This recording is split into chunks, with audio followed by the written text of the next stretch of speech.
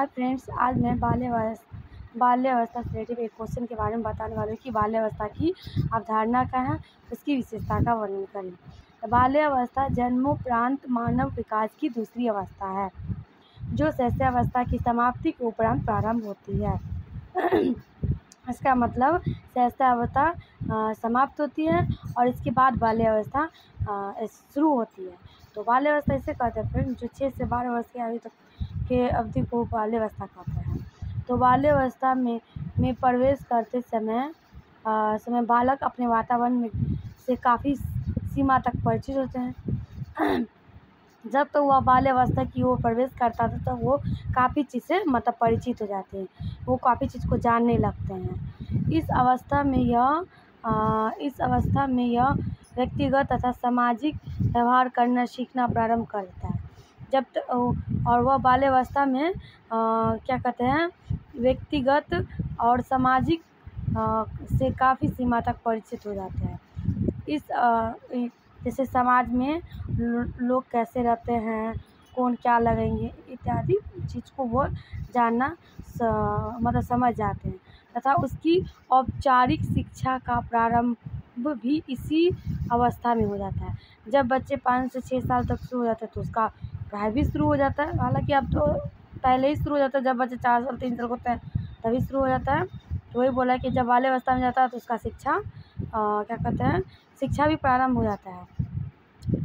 शैक्षिक दृष्टि से बाल्यावस्था जीवन की एक सर्वाधिक महत्वपूर्ण अवस्था है। शैक्षिक दृष्टिकोण से बाल्यावस्था का जीवन एक सर्वाधिक महत्वपूर्ण अवस्था है। शैक्षिक दृष्टिकोण में बाल्यावस्था को महत्वपूर्ण माना जाता है और इस अवस्था में बालक अपनी आदतें, व्यवहार, रुचियाँ, इच्छाओं आदि प्रतिरूपों का निर्माण कर लेता है। जब इसी अवस्था में बच्चे कि वो अपने आदत, जैसे कि किसी को अगर सुबह उठने का, जैसे कि फ्रेंड्स और किसी बच्चे को अगर सुबह उठने की आदत पड़ जाती है तो उसका यह आदत लंबे समय तक रह जाता है, जब तक वो जीवित है तब तक। उसी तरह वो किसी चीज़ की रुचि, इच्छा, जैसे किसी को पढ़ने में रुचि आ जाती है तो इसी अवस्था से शुरू हो जाता है। जिन्हें बाद में रूपांतरित करना अत्यंत कठिन होता है। जो आदत रुचि पहले डाल लेता है वह बाद में अगर डालने की कोशिश करेंगे तो कठिन हो जाता है।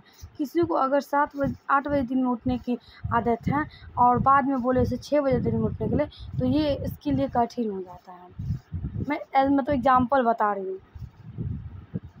सामान्यतः 6 वर्ष से 12 वर्ष की आयु के बीच की अवधि को बाल्यावस्था कहा जाता है, क्योंकि इस अवधि में बालक प्राथमिक विद्यालय की शिक्षा प्रारंभ कर देता है। जैसे कि मैंने बताया कि बाल्यावस्था में बच्चे शिक्षा प्रारंभ करते हैं और 6 से 12 वर्ष की अवधि को ही बाल्यावस्था कहा जाता है, क्योंकि इस अवधि में इसीलिए शिक्षार्थी में प्रारंभिक विद्यालय आयु भी कहते हैं। इसीलिए इसे शिक्षार्थी की प्रारंभिक विद्यालय आयु भी कहते हैं। इस अवधि में बालक में फुर्ती अधिक होने के कारण कुछ लोग इसे फुर्ती अवस्था भी कहते हैं। माने कि बाल्यावस्था को 6 से जो 12 वर्ष के बताते हैं, इस अवस्था में बच्चे बहुत एक्टिव होते हैं, ज़्यादा ही फुर्ती रहते हैं, तो इस अवस्था को लोग फुर्ती अवस्था भी कहते हैं। और इस अवस्था में बच्चा ज़्यादा खेल कूद भी करते हैं, गंदी खेल कूद भी ज़्यादा करता है, तो इसलिए इसको गंदी अवस्था भी कहते हैं। कुछ लोग इसे गंदी अवस्था भी कहते हैं, क्योंकि इस अवस्था में बालक खेल कूद, भाग दौड़, उछल कूदक में लगे रहने के कारण पढ़ाई गंदा और लापरवाह रहता है, इसीलिए लोग उसे गंदी अवस्था कहते हैं। इसके बाद बाल्यावस्था का विकासात्मक विशेषता। शारीरिक, मानसिक, सामाजिक, संवेगात्मक तथा नैतिक विकास की दृष्टि से बाल्यावस्था की प्रमुख विशेषताएं आंकीकृत प्रस्तुत की गई है। तो ये बाल्यावस्था की विशेषता है, जैसे शारीरिक तथा मानसिक विकास की स्थिरता। तो बाल्यावस्था में शारीरिक तथा मानसिक विकास की स्थिरता आ जाती है और बाल्यावस्था से ही उसका शारीरिक और मानसिक स्थिरता आ जाती है, और अर्थात विकास की गति मंथर माने स्लो हो जाती है, और विकास की स्थिरता जिसके बालक की मानसिक तथा शारीरिक व्यक्तियों के दृष्टि प्रदान करती है। इसकी चंचलता कम होने लगती है। रॉस ने बाल्यावस्था को मिथ्या परिपक्वता का काल भी कहा है। दूसरा पॉइंट है बाल्यावस्था की विशेषता का, ये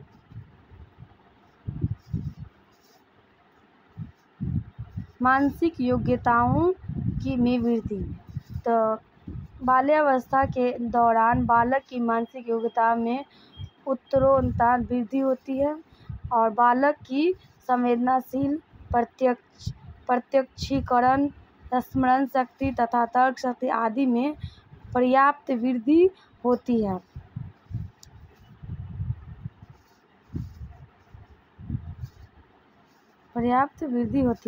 तीसरा है जिज्ञासु प्रबलता।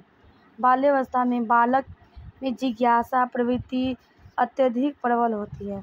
वह जिन वस्तुओं के संपर्क में आता है वो उनके संबंध में, जैसे कि बच्चा उस चीज़ को, कुछ चीज़ के लिए जिज्ञासा होता है कि वो ये चीज़ चाहिए मुझे, चाहे वो खिलौना हो, बुक्स हो, कुछ भी हो, तो वो बच्चा इस चीज़ के लिए ज़्यादा ही जिज्ञासु होते हैं, जिद करने लगते हैं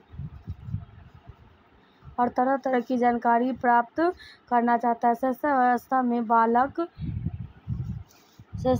में बालक के द्वारा कुछ पूछे जाने वाले जिज्ञासु प्रश्न साधारण होते हैं, जिसके द्वारा वह विभिन्न वस्तुएं क्या है, इसकी क्या जानकारी प्राप्त करना है। इसके विपरीत बाल्यावस्था में बालक क्यों तथा कैसे के प्रश्न पूछता है तथा विभिन्न विषयों से संबंधित विशिष्ट सूचनाएं पढ़ता है। और इसी अवस्था में, जब बाल्यावस्था है, इसी अवस्था में न बच्चे कुछ चीज़ के लिए जानकारी लेना शुरू कर देते हैं। जैसे कि अगर पूछें कि जैसे कि फ्रिज, तो उसको देखिए ये क्या है, ये मतलब अजीब सा, उस अवस्था में ना बच्चे के मतलब अजीब सा क्वेश्चन होते हैं, ये क्यों है, ये मतलब फ्रिज है, मतलब अगर फ्रिज है ही तो क्यों है, किस लिए है, मतलब अजीब अटपटा सा क्वेश्चन इस अवस्था में बच्चा पूछने लगते हैं। तो वही बताया गया है कि अगर उस बच्चे को किसी चीज़ के लिए जिज्ञासु होते हैं तो वो जानने की कोशिश करने लगते हैं। आत्मनिर्भरता की भावना। बाल्यावस्था में बालक शैशवावस्था के समान अन्यों पर आश्रित नहीं रहता है। बाल्यावस्था में, जैसे शैशवावस्था में बच्चे जब 5 साल तक रहते हैं, 6 साल तक, 5 साल तक, तो उसका सारा काम मतलब माता पिता चाहे बहन पापा करते हैं। लेकिन बाल्यावस्था में बच्चे उस मतलब अन्य लोगों पर आश्रित न होकर वो खुद पे आश्रित हो जाते हैं। वो खुद से कभी पानी पीने की कोशिश करते हैं, खुद से खाना खाने लगते हैं, मतलब वो खुद से ज़्यादा खाना इसी टाइम में शुरू हो जाता है। तो वह अपने व्यक्तिगत कार्य जैसे स्नान करना, वस्त्र पहनना, स्कूल के लिए तैयार होना इत्यादि स्वयं करना प्रारंभ कर देता है। इस अवस्था को बालक में आत्मनिर्भरता की भावना विकसित होती है। और 5वां पॉइंट, रचनात्मक कार्यों की रुचि। बाल्यावस्था में बालक रचनात्मक कार्यों में रुचि लाने लगता है।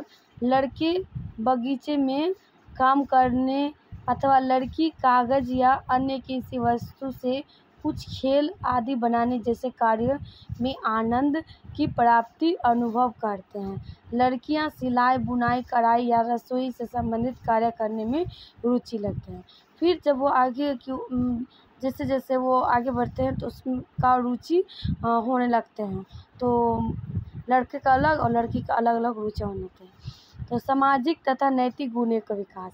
बाल्यावस्था में बालक घर या पड़ोस के अन्य बालकों तथा विद्यालय के छात्र के साथ काफ़ी समय तक व्यतीत करता है।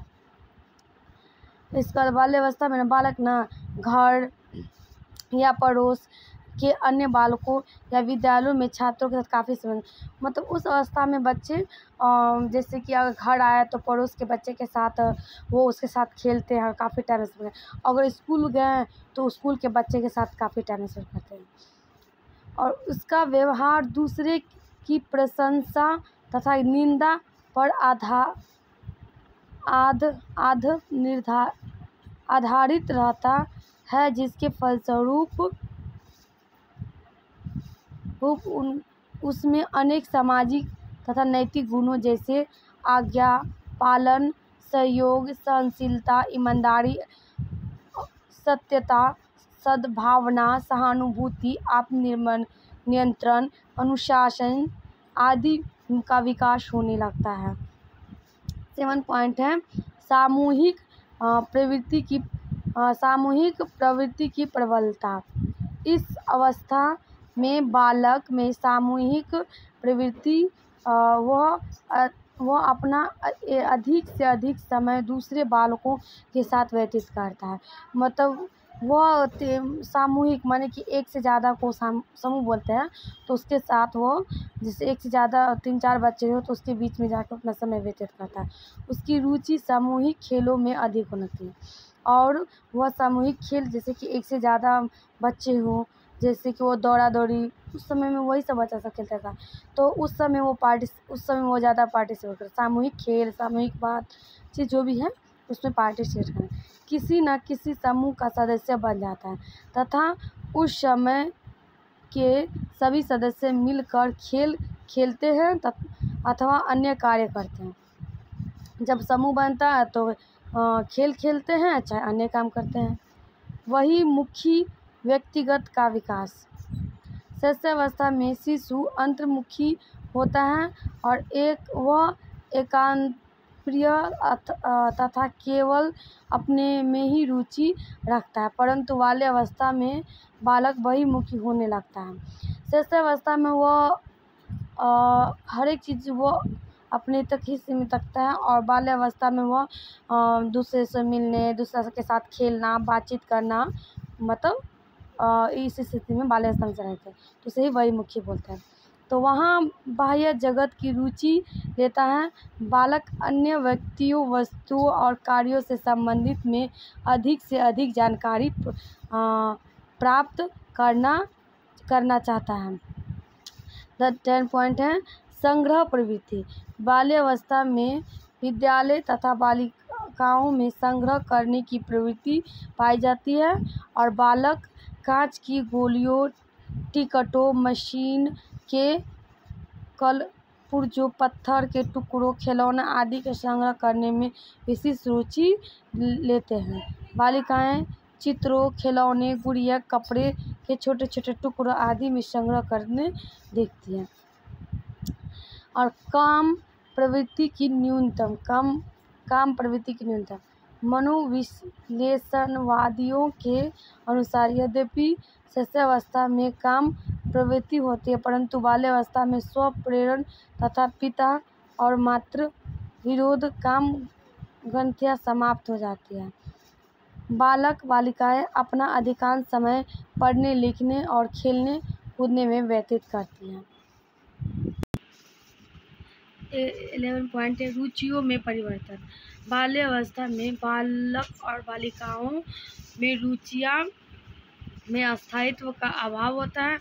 इस अवस्था के दौरान बालक की रुचियों में निरंतर परिवर्तन होता रहता है। वातावरण तथा समूह में परिवर्तन के साथ साथ बालक बालिकाओं की रुचियां परिवर्तित होती रहती हैं और बाल्यावस्था को मानव के संपूर्ण जीवन पर आधारशिला स्वीकार किया जाता है। बाल्यावस्था के दौरान ही व्यक्ति के आधारभूत दृष्टिकोण, मूल्यों तथा आदर्शों की काफ़ी सीमा तक निर्धारित हो जाता है। अतः यह अवस्था है कि बाल्यावस्था में बालक की विकासात्मक विशेषताएं को ध्यान में रखकर कि उसकी शिक्षा व्यवस्था की जाए। तो फ्रेंड्स, यह थे बाल्यावस्था की अवधारणा और उसके विशेषता। तो आपको कैसा लगे कमेंट्स कीजिएगा। Thank you.